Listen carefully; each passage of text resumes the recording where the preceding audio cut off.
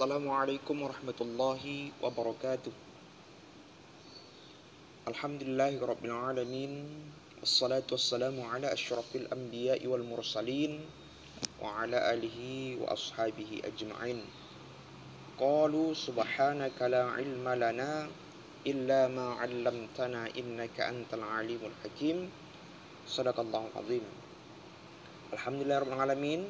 Pada kesempatan ini kita kembali bertemu dalam perkuliahan kita sejarah peradaban Islam. Mudah-mudahan perkuliahan kita ini mendapat ridha Allah Subhanahu wa taala dan memudahkan kita dalam meraih cita-cita kita dan mewujudkan harapan-harapan kedua orang tua kita. Salawat berangkaikan salam, mari sama-sama kita hadiahkan pangkuan baginda Rasulullah sallallahu alaihi wasallam. Allahumma shalli ala sayyidina Muhammad wa ala ali sayyidina Muhammad.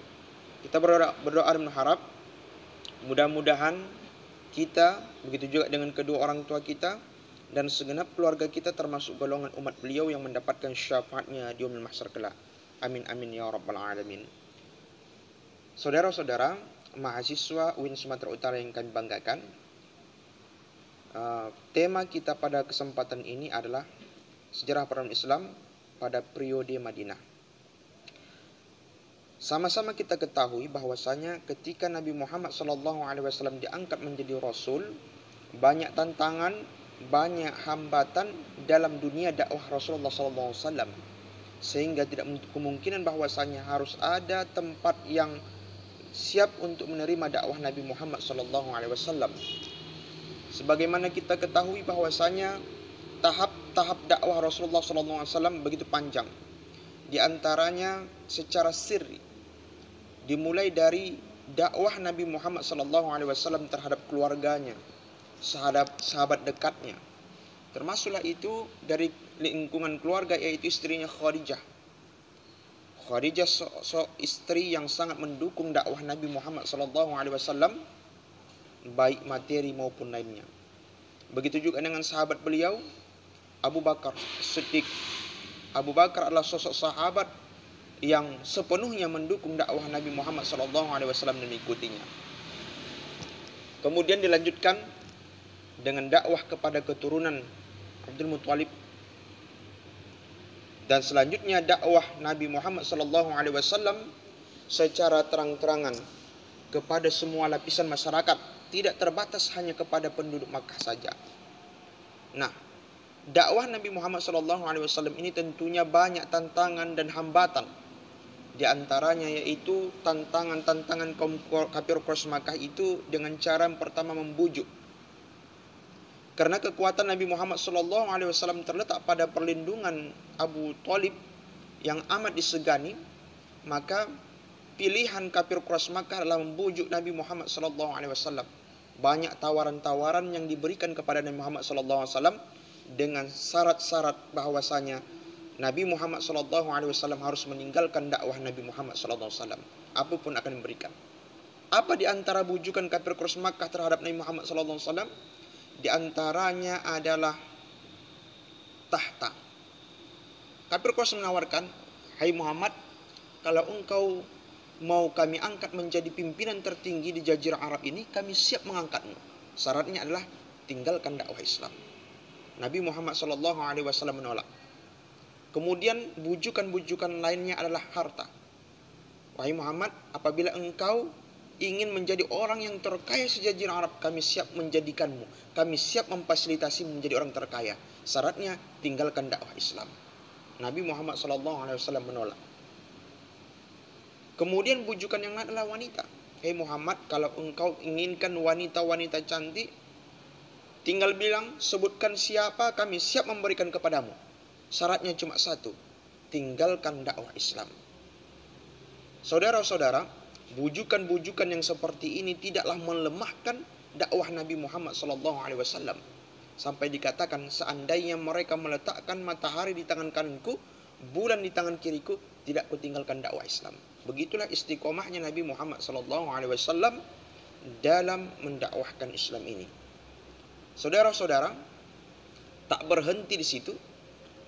Karena tidak berhasil dari bujukan, maka kaum kafir Quraisy Makkah meningkatkan intensitasnya dengan cara mengintimidasi. Karena gagal dengan cara membujuk, para pemimpin kafir Quraisy Makkah melakukan tindakan-tindakan kekerasan lebih intensif dari sebelumnya. Mereka menzalimi kaum muslimin, sehingga sebut saja dalam catatan sejarah keluarga Yasir. Dalam bacaan saya, wanita pertama yang mati syahid adalah Sumayyah. Dengan cara apa?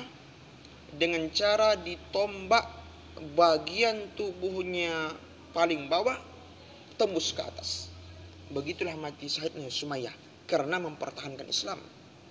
Hal yang sama juga terjadi pada suaminya Abu Yasir. Dengan cara apa? Tangan kanannya diikat ke satu kuda. Kemudian tangan kirinya diikat ke kuda yang lain. Kaki kanannya diikat ke kuda yang lain. Kaki kirinya diikatkan ke kuda yang lain. Apa yang dilakukan? 4 kuda ini dipacu dengan kekuatan kencang ke lain arah. Satu ke barat, satu ke timur, satu ke selatan. Sehingga apa yang terjadi? Putus anggota tubuh, tangan, kaki Abu Yasir putus. Itulah diantara siksaan yang dilakukan oleh kafir Quraisy Makkah kepada umat Islam pada awalnya. Begitu juga dengan Bilal bin Rabah.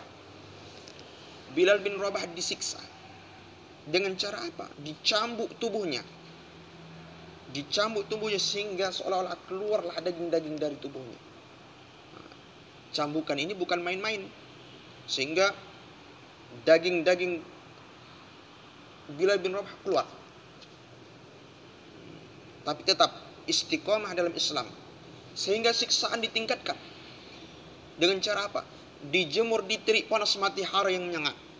Bilal bin Rabah sudah luka-luka karena dicambuk, kemudian dijemur di terik panas matahari yang menyengat. Tujuannya adalah supaya meninggalkan Islam. Tidak bisa kita bayangkan Bilal bin Rabah dengan kondisi terluka karena cambukan, kemudian dijemur di terik panas matahari yang menyengat. Perlu kita ingat bahwasanya Bilal bin Rabah dijemur di Arab, terik panas matahari menyengat, bukan di Tembung.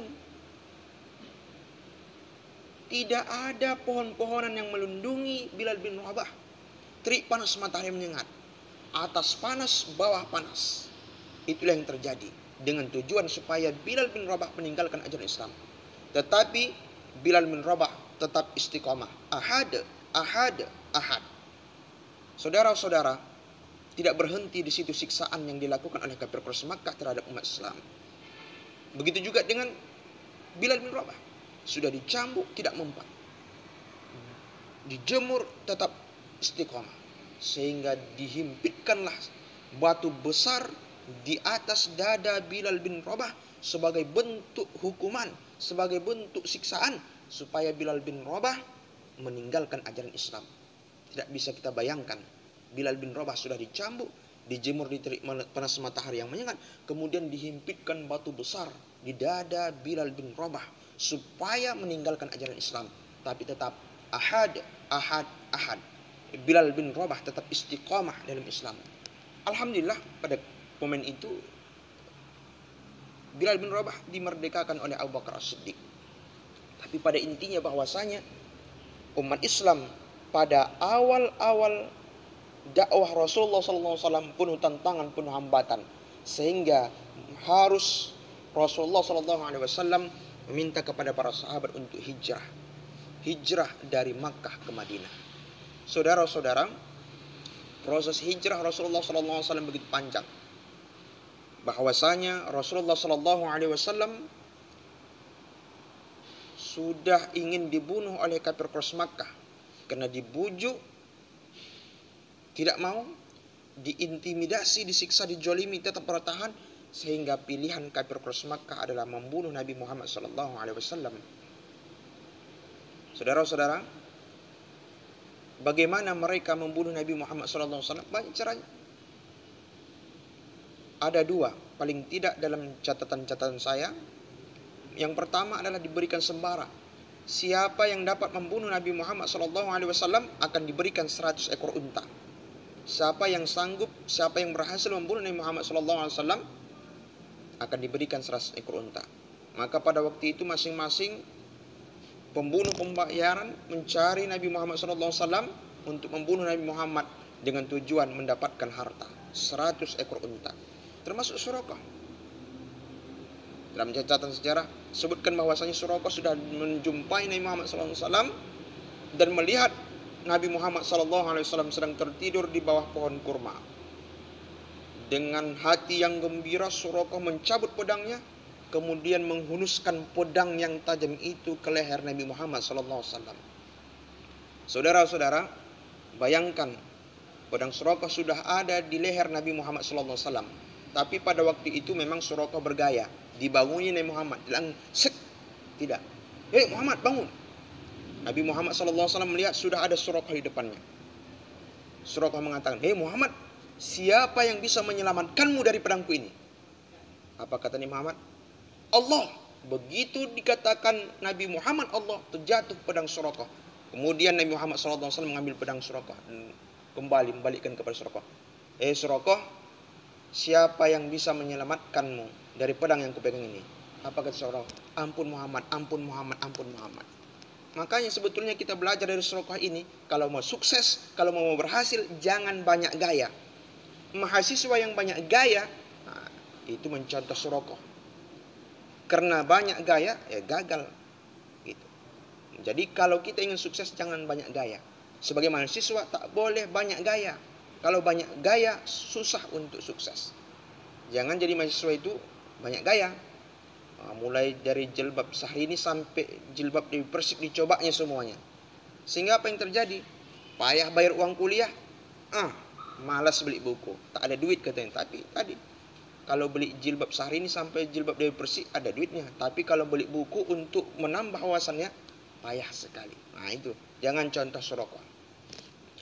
Pola yang lain yang dilakukan oleh kafir Quraisy Makkah adalah dengan cara membuat tim khusus untuk membunuh Nabi Muhammad SAW.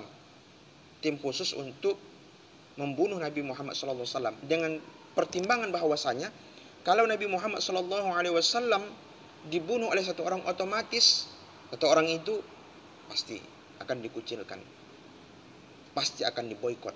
Tetapi setiap kaum diminta untuk mengutus putra terbaiknya, pemuda terbaiknya, dengan tujuan untuk membentuk satu tim hebat yang ingin membunuh Nabi Muhammad SAW. Akhirnya ditentukan waktunya, rumah Nabi Muhammad SAW dikepung oleh pemuda yang dibentuk dalam satu tim khusus untuk membunuh Nabi Muhammad SAW. Apa yang terjadi?